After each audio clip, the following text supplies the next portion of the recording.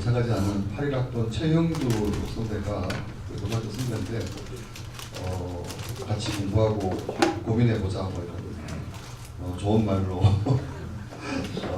저를 이제 아카데미에 데리고 들어왔는데요. 저희들은 한참 지날 때까지도 우리가 아카데미인지를 몰랐고요. 그래서 뭐 다른 서클 중에 하필이면 왜 아카데미를 선택했느냐라는 질문에 답할 도리는 없네요. 저희가 그런 과정이 없었거든요.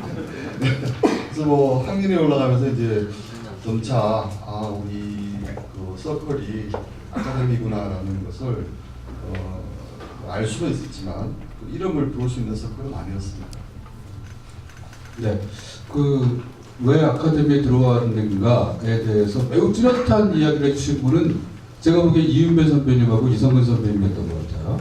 네, 이윤배 선배님은 되게 물이 좋았다 이런 얘기를 하시고, 이성근 선배님은 3분 스피치, 아카데미의 강점, 그런 것이 매우 멋졌던 그 동기 때문에 들어왔다 이렇게 얘기를 하셨고, 요번에 이제 개인 질문으로 이성근 선배께서 동문께서 말씀하셨던 3분 스피치 3분으로 이제 끝내는 그런 이야기입니다. 1분씩 했다고 조금 더 길게 이야기를 하겠습니다. 방금 이야기를 마친 이제 83학번 박도영 군에게 좀 질문하겠는데요. 아마 여기 계셨던 다른 분들, 여기 계신 다른 분들이 생활하셨던 것과는 또 다르게 80년대에는 흥사단과 아무런 연계 없이 이런 활동을 했었는데, 해산까지 이르는 과정, 거기서 아카데미 어떤 활동을 했었는지에 대해서 좀 인상 깊은 것들 중심으로 해서 소개를 해주시면 좋을 것 같습니다. 예. 제가 공교롭게도 서클 해산 과정에 대해서 이야기해달라는 요청을 받았는데, 사실 서클 해산 과정의 주역은 83학번에 박신철 군이라고 따로 있는데, 오늘 아마 선배님들의 지탄을 받을 것을 두려워해서 아니 근데 그게 오해인데, 주역은 아니고 그때 학내에 남아있던 83학번 박신철 군이지. 예. 80년대 학생분들은 계속 논쟁 중이었죠. 그래서 뭐 여러 가지 논쟁의 결이 있었습니다만, 근데 우리가 지향하는 방향이 민주주의냐 아니면 뭐 민족해방이냐 이런 것부터 시작해서 우리의 뭐 학생운동의 조직의 노선이 뭐 전투적인 정의조직이냐 아니면 뭐 대중적인 조직이냐 여러 가지 결을 달리하는 논쟁이 있었습니다만, 86년 초에 이제 고학년이라는 게 등장을 하면서, 고학년은 말하자면 민족해방 계열의 대중 노선을 추구하는 조직이었던 거죠. 조직이었는데, 근데 사실은 80년대 뭐 다른 서클들도 마찬가지겠습니다만은 80년대의 이 서클은 사실은 학습 조직이면서 동시에 전투 조직이었거든요. 그래서 사회과학을 중심으로 아주 열심히 공부하고 그런 학습을 바탕으로 해서 이제 투쟁 의지를 키워가는 그런 조직이었기 때문에 민족해방 계열의 대중 노선이라고 하는 것이 서클들의 뿌리박기는 쉽지 않았습니다.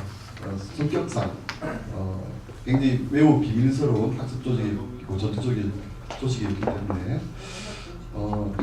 말하자면 이제 86년에 이제 말하자면 민족해방 계열이 굉장히 많이 이제 등장을 하게 되는데, 그 등장을 하게 되는 계기가 이제 강철 서신이라고 하는 그런 페이퍼가 이제 학내에 살포되면서 광범위하게 이제 이렇게 등장을 하게 되는데요. 근데 제 기억하기로는 아카데미의 세미나에서 강철 서신은 좀 뭐 비웃음의 대상 정도였던 것 같아요. 그러니까 우리가 익숙한 사회과학적인 어떤 논리에 기반한 그런 이야기가 아니다라고 생각을 했고요. 그런 의미에서 어떻게 보면 NL의 대중노선이 이제 영역을 확장하는 데 있어가지고 서클 문화라고 하는 것이 걸림돌이다라고 판단을 했던 것 같습니다. 그래서 86년 9학년 시스템이 만들어지면서 당시 각 이제 서클에서 9학년에 참가했던 친구들을 중심으로 해서 전격적으로 서클 해체를 선언하게 된 거죠.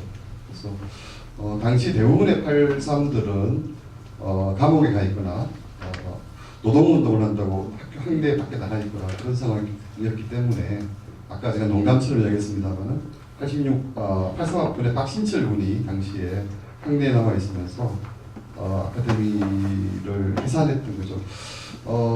그런데 사실은 이제 그게 그 서클 중심의 운동의 종말이었다라고 볼 수는 없고요. 왜냐하면은 그 당시에 이제 그 구학년이라는 오픈 조직을 중심으로 해서 민족해방 계열의 그 대중 노선을 추구하는 학생 운동이 있었던 반면에 다른 한편으로는 재원의 그룹이라고 하는 것이 동시에 있었는데요.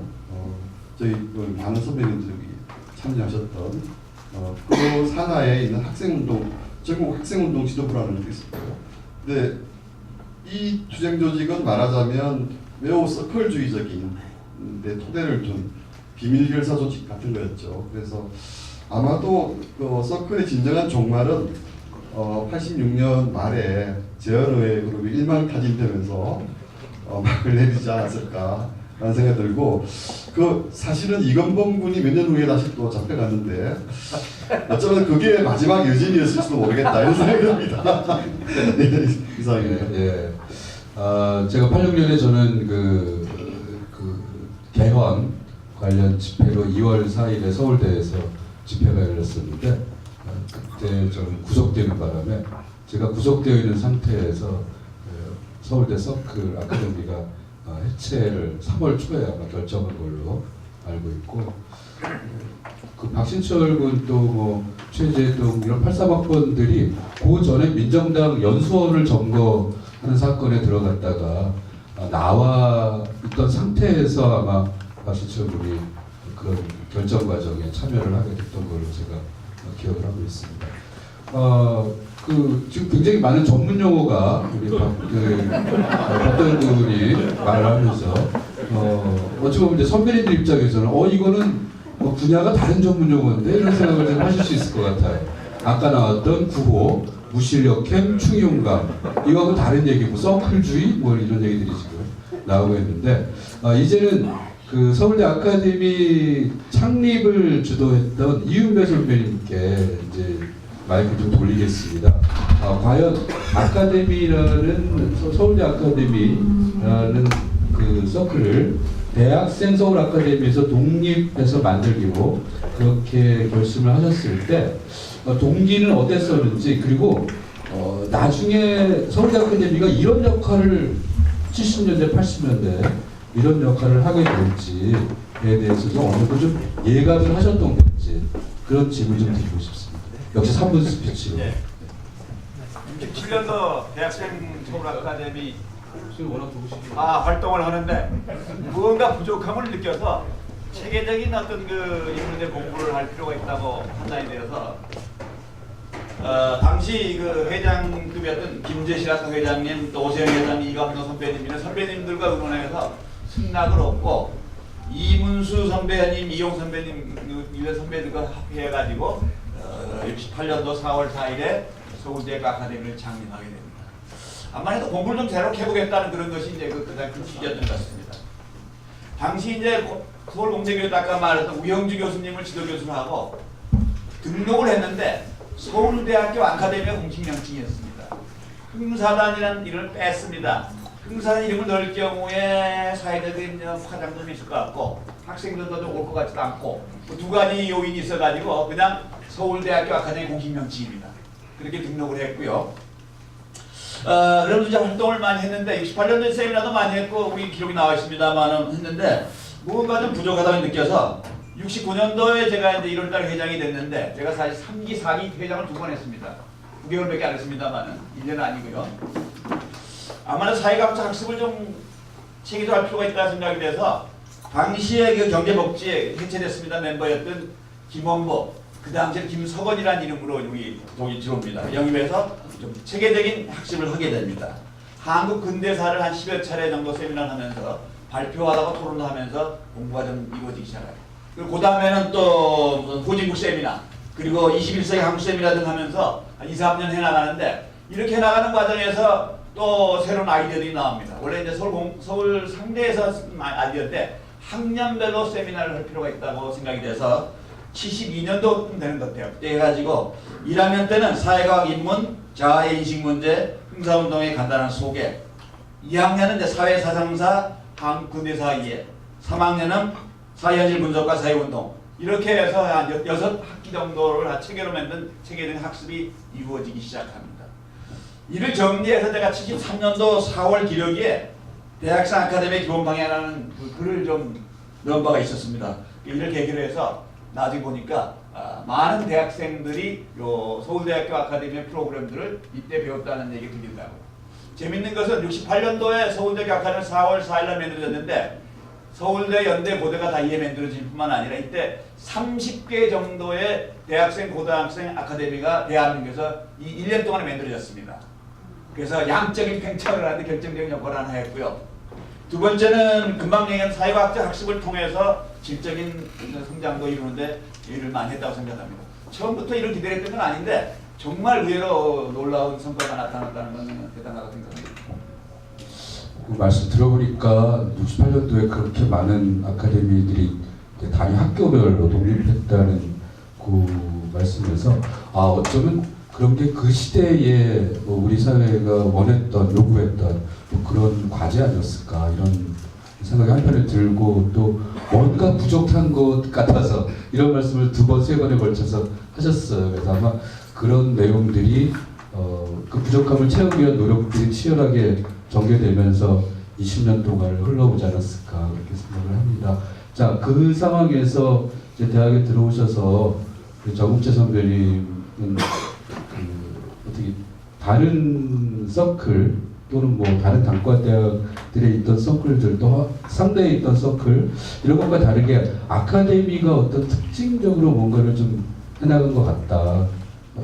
그런 활동에 대한 생각 중에서 그리고 흥사단과의 관계나 이런 거에서 혹시 저희 때는 전혀 뭐 흥사단을 모르고 지냈었기 때문에 독립한 상태에서 흥사단 서울대 아카데미로서 활동하시면서 느끼셨던 우리 서클의 뭐 감정 이런 거 이야기 좀 부탁드리겠습니다.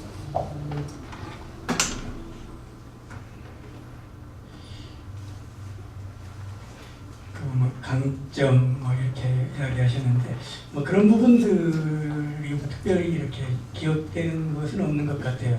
방금 그 이윤배 선생님이 말씀하셨듯이 이미 이제 그 이렇게 좀 확립된 그런 프로그램 이런 부분들을 가지고 그런 사회과학에 대한 학습들을 진행을 하고 또 그래서 세미나 중심의 그런 활동들 그리고 뭐 이렇게 수련회랄지 또는 뭐 이렇게 농촌 봉사 활동 이런 그래서 활동의 내용이나 방식에 있어서 다른 뭐 서클이나 학회와 뚜렷하게 구별되는 그러니까 뭐 흥사단 도산한 사상이나 흥사단 이념에 대한 이해 이런 부분들을 제외하고는 특별히 뭐 이렇게 좀 다르다 이런 생각들은 하지 않았어요. 가령 저 같은 경우는 아마 그 아카데미 활동을 하면서 단과대학 내에서 또 이렇게 그런 학생 활동을 위해서 그 단과대학 학회에 활동하시는 분들도 많이 있을 건데 저 같은 경우도 이제 상대에 있는 이론경제학회에서 활동을 하고 그랬었는데 그런 활동 방식이나 내용에 있어서 그렇게 특별히 달랐다 뭐 이런 부분들은 없었던 것 같고 아마 이제 특징이라고 하면은 그 70년대 초반부터 그런 좀 학생 운동을 바라보는 시각들 이런 부분들이 조금 이렇게 분화되고 다른 흐름들이 생기기 시작했다고 좀 기억이 돼요. 그러니까 과거 그런 사회부 혁명의 전통 위에서 학생 운동 완전히 중심의 그런 어떤 사고 방식에 대해서 이렇게 60년대 말부터 현장에 노동 현장이나 농촌에 들어가서 활동하는 분들도 있고, 근데 그런 부분들을 좀 더 체계적으로 그리고 조직적으로 하려고 하는 활동들이 서울 상대를 중심으로 해서 진행이 되고, 아카데미에서는 그런 상대에서의 그런 흐름과 또 다른 기존의 그런 흐름들이 공존을 하는 이런 방식으로 활동들이 진행되지 않았는가. 뭐 그런 점에서 아카데미가 그런 여러 기존 단과대학에서의 활동이나 이런 부분들이 서로 이렇게 교환되고 또 이렇게 논의되는 그런 어떤 공유의 장, 이런 장으로서 활동을 좀 하지 않았나 이렇게 생각이 들고, 아까 저희 73년도에 저희 동기들이 학생회에 많이 진출해서 활동했다고 말씀을 드렸는데, 저희가 71년에 입학했을 때 그 교련반대 시위가 시작이 됐었고, 그 해 하반기에 전국적으로 177명의 학생운동가들이 제적되고 강제 입영되는, 그래서 학생운동에 큰 타격을 입었었죠. 그리고 그 다음에 바로 유신이 선포돼가지고 뭐 학교 활동이나 또 학생회 활동 이런 부분들이 대폭 위축되었는데, 그 위축된 그 시기에 서울대 아카데미 회원들이 학생회 활동 적극적으로 수행함으로 해서 그런 면에서 일정하게 좀 학생운동에 기여하고 그런 역할을 하지 않았나 이리 생각이 됩니다. 물리대 그 당시 그 유신반대 시위의 선봉했었던 도종수 군이나 또 물리대 도종수 군만이 아니라 법대, 사대, 가정대 이런 학생회에서 아카데미 회원들이 많은 역할을 수행했었고, 그런 부분들이 학생운동이 좀 많이 기여했다고 생각이 듭니다. 네. 그 이제 정우천 선배님 말씀하신 내용 중에 이제 각 단과대 어떤 그런 흐름들이 하나로 모이는 공간, 그런 역할 말씀하셨는데, 제가 알기로는 또 경인 지역에 이제 그 아카데미가 전체 연합 조직을 만들어서 아까 윤철호 동님께서 말씀하셨듯이 80학번까지 또 거기에 나가서 같이 활동을 하기도 하고 그랬었는데, 그런 활동들이 이성근 선배님 같은 경우는 그 뒤에 학생운동에서 또 함께 연결되었던 한림사건의 노동운동에서도 뭐 일정한 어떤 틀이 되지 않는가, 그런 이야기를 좀 들은 적도 있었거든요. 그래서 아카데미 활동에서 그런 단지 서울대만의 운동이 아니라 전국적인 운동으로 발전하게 되는 그 과정들, 그 속에서 아카데미의 기반이 얼마나 또 그런 역할을 했는지 그런 이야기 좀 해주셨으면 좋겠는데.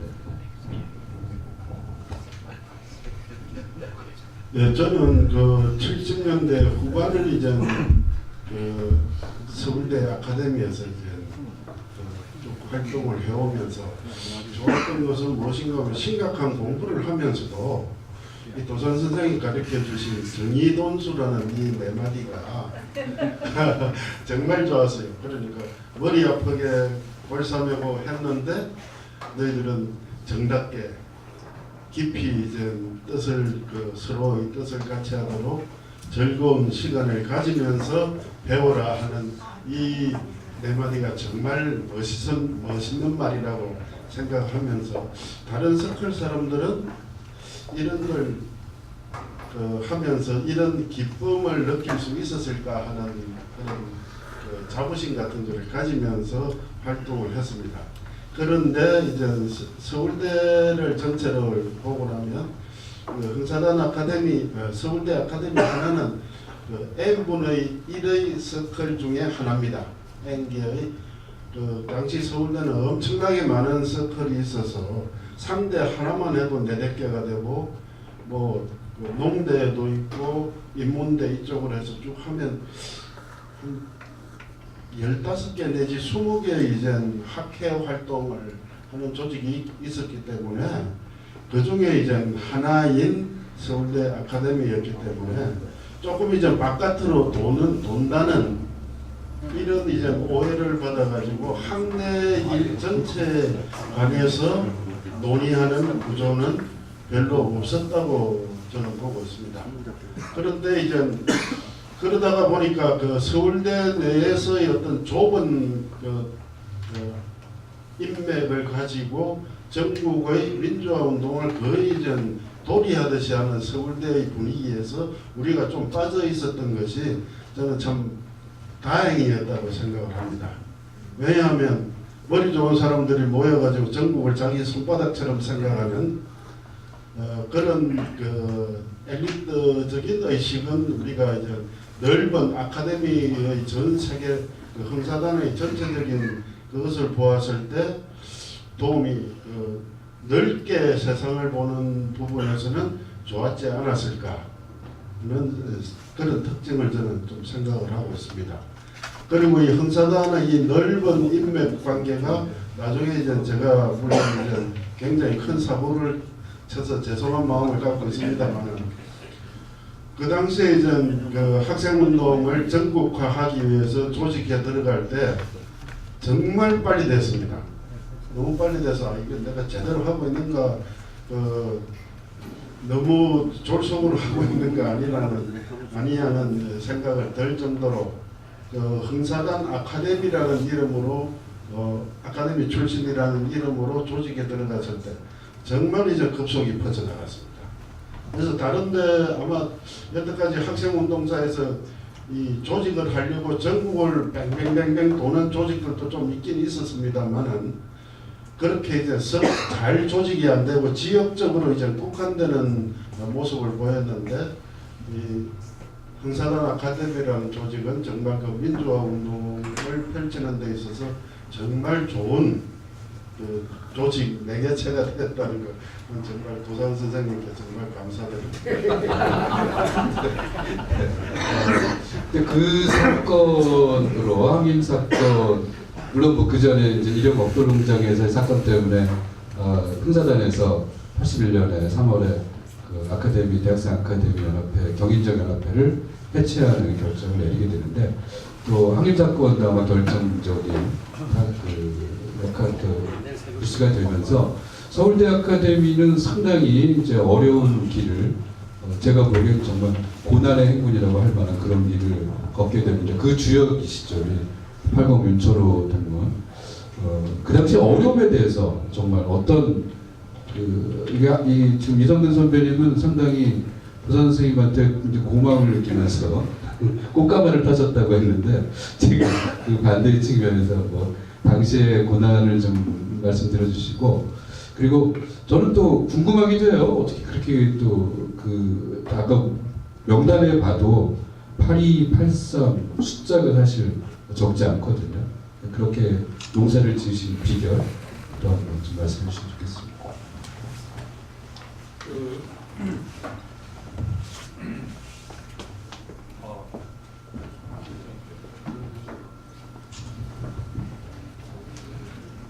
그 80년대 초반에 우리 아카데미는 제가 이제 서울대에서 되돌이켜 생각을 해보면 80년대 이제 광주 민주화 운동이 있고 난 뒤에 전반적으로 뭐 휴교 끝난 뒤에 상당히 이제 좀 침잠된 그런 분위기였었죠. 근데 아마 81년 이후에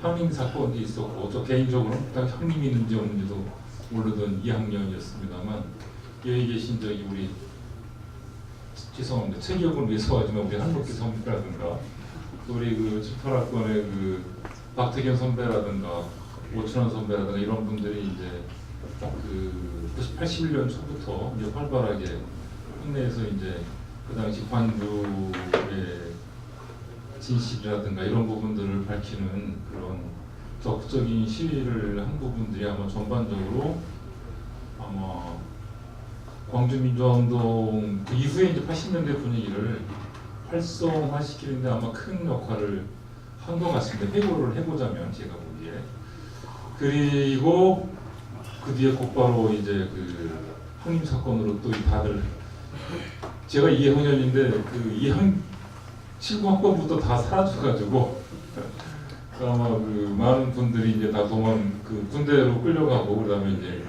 강화에 가시고 해가지고 그다음에 제가 이제 2학년 때인데 이제 기억을 해보면 80년도에는 이제 아시겠지만 이제 모림 사건이라고 있었죠. 그래서 이제 한사 이제 사과라고도 부르고 한사 그 팀 중심으로 한 팀들이 이제 많이 또 잡혀가기도 하고.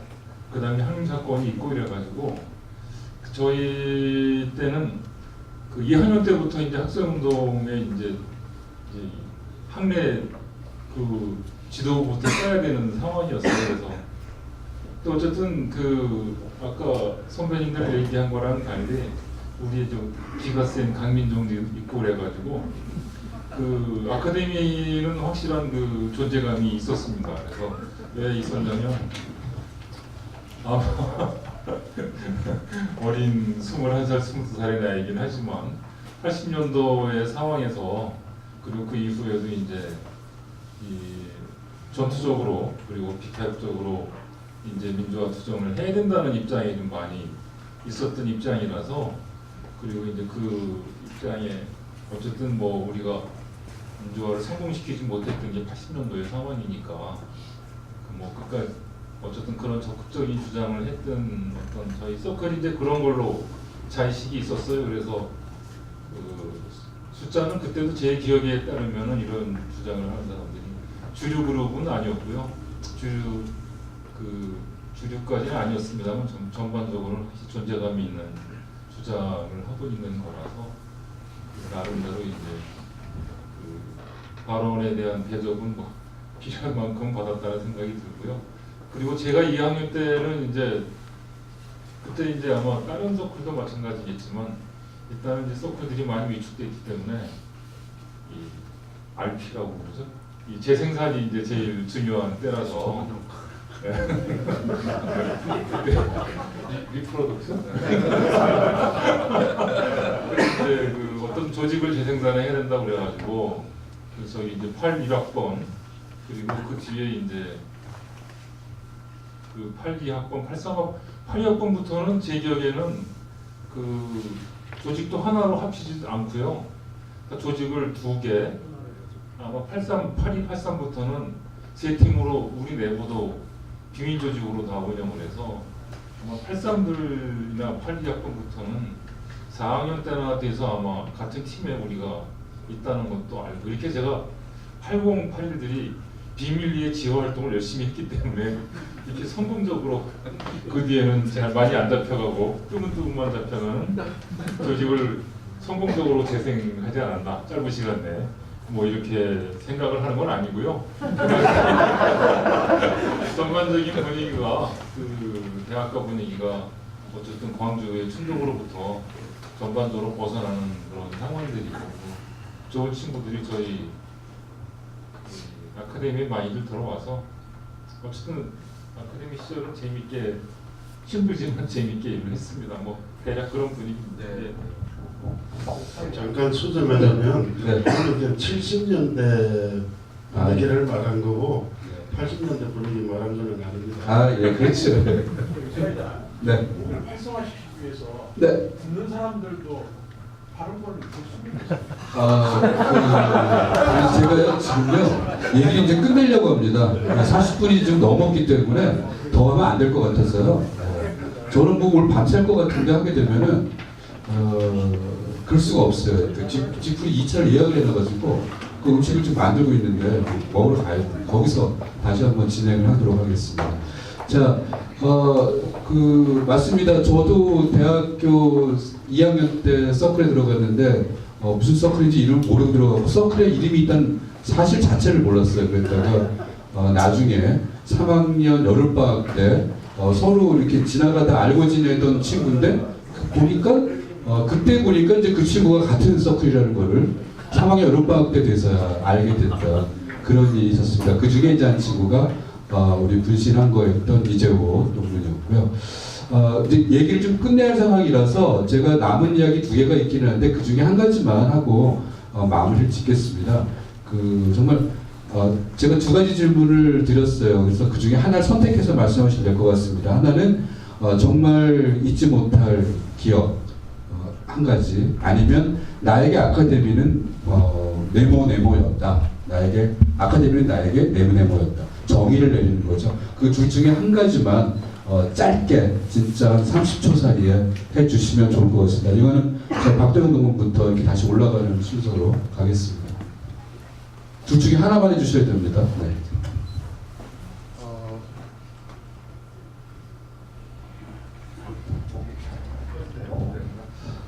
사실은 뭐 제호 이야기를 좀 하려고 했습니다만 아까 조성두 선배님께서 충분히 말씀해 주셨기 때문에 나에게 아카데미는 뭐뭐다라는 데 대해서 말씀을 드리고 싶습니다. 이건범군이 감옥을 갔다 와서 책을 하나 썼어요. 그래서 저한테 원고를 보내면서 그 원고의 가제가 명랑좌파의 자충우돌 옥중생활인가 뭐 그랬습니다. 그때는. 예. 제가 읽어보고 내 청춘의 감옥이라고 하는 제목을 추천을 했어요. 그래서 영광스럽게도 그 이름으로 책을 냈는데 80년대 특히 팔성학번한테 아카데미는 그 청춘의 감옥으로 가는 열차였다 이런 생각이 듭니다. 누구는 급행열차를 타기도 했고 누구는 완행열차를 타기도 했고 뭐 건범이는 또 한 번으로 보자도 두 번 갔다 오기도 했는데 어쨌거나 결국에는 감옥에 이르는 그런 길이 아니었나 그렇게 생각이 듭니다. 감옥 행 청춘 열차. 자, 그다음에 윤철호 선배. 그거 맞네요. 그러니까 제가 사실 그 뭐 길지는 않지만 저도 그 세 차례를 이제 감옥에 가게 됐는데 그 제가 이거 서클을 그만둬야 되겠다고 생각한 첫 번째 이유가修교를 마치고 보니까 이걸 좀 했다가는 바로 갈 길이 감옥 가는 길밖에 없다는 생각이 들어서 그 한때 이제 그만뒀었는데 이게 감옥으로 가는 그 기차기도 하고 사실 제 젊은 시절을 생각하면은 그 행복한 청춘의 어떤 원천 같은 행복의 원천이기도 합니다만 사실은 그 아카데미 대학교 시절을 거치고 난 뒤에 한 20년 가까운 시간 동안은 고난의 시절이라서 그 어렸을 때의 그 대학 시절의 그 좋은 인간관계들 아마 그런 것들이 저를 버티게 해주는 큰 힘이었던 것 같습니다. 네, 버티게 해주는 힘이었다. 네. 또 이성근 선배님 두 가지 이야기 중에 한 가지를 해주시면 되겠습니다. 저는 그 고등학교 때 이제 처음 만나서 그 사람이 서로 소통하는 데서 중요한 3분서 빛이라는 방식을 이제 배웠습니다. 그래서 이 아카데미 생활, 그 흥사단 생활이라는 것은 바로 내 인생에서 사람과 소통을 배우는 장소였다, 학교였다 그렇게 생각을 합니다.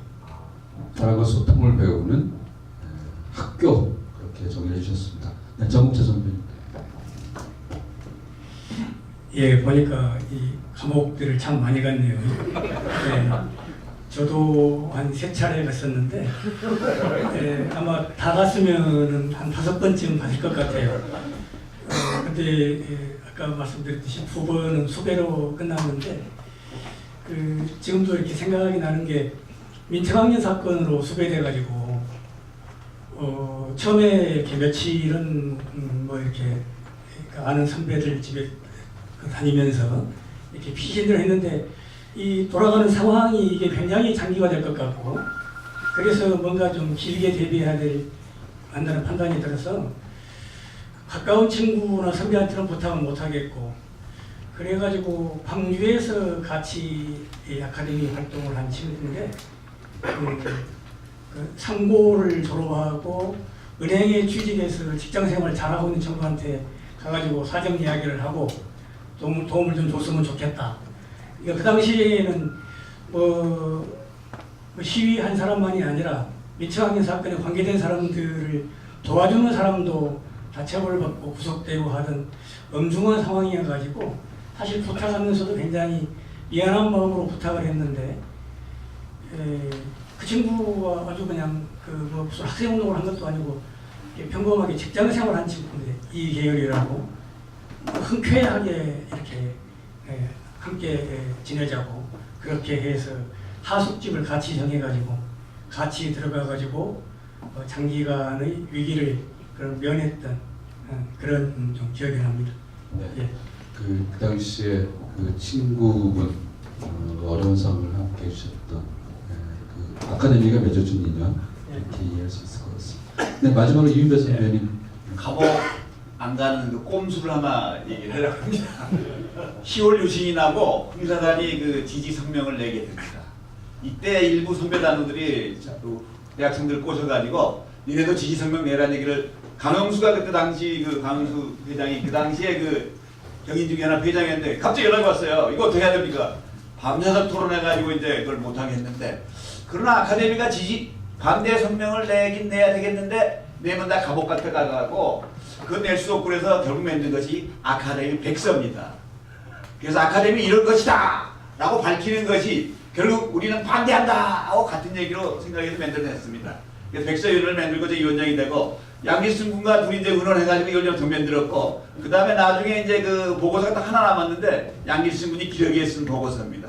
그게 할 것 같으면 아카데미는 인격 개조와 사회 개조를 동시에 실천해야 된다. 그전까지는 인격 개조를 주로 얘기했는데 사회 개조를 해야 된다는 얘기를 강조하고 있으면서 아카데미는 한국의 학생운동의 선구가 되어야 한다고 거기서 아예 못 받고 있습니다. 이래서 굉장히 그 문제 삼았습니다만은 결국 이것이 나중에 한국 민주화 운동의 아카데미가 참여하게 된 결정적인 근거가 되지 않았나 생각이 됩니다. 네, 윤 교수님이 마지막 정리해 주셨네요.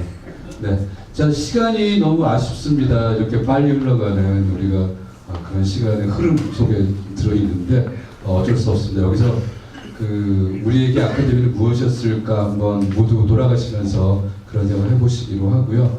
다음 순서 빨리 진행하고 뒷부위 가는 것으로 마치겠습니다. 오늘 좌담에 참여해 주신 5분께 모두 큰 박수 부탁드립니다.